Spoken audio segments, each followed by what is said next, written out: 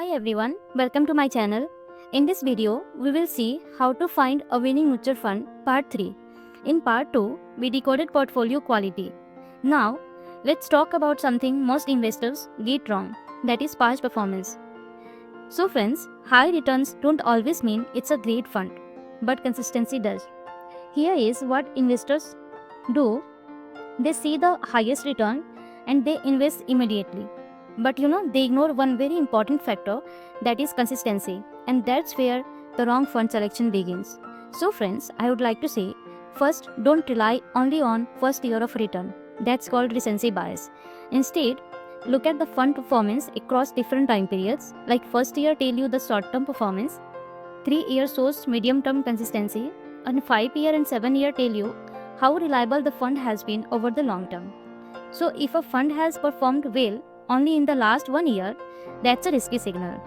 But if it has, delivered consistently across different periods, so that's a quality fund. So friends, remember, one good year can be luck, but consistency is a skill. Next, always compare the fund with its benchmark. For example, a large fund should be compared with large cap index like the Nifty 50. So now ask yourself, is the fund beating the benchmark? And more importantly, is it doing that consistently? So friend, if the answer is no, then the fund is not really adding much value. If it can't beat the index, so why pay extra? Now, compare the fund with other funds in the same category, like compare large cap with large cap, not with the mid cap or small cap funds.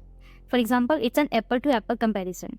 Now, ask yourself, is this fund consistently among the top performers or is it just average? So friends, being in the top quartile consistently is far more important than becoming, rank 1 just for once. So friends, always remember, great funds perform across market cycles, not just during one good phase.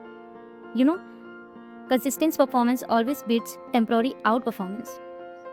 Save this reel before selecting your next mutual fund and follow for part 4, risk parameter, where smart investors win. Thank you for watching. Happy investing.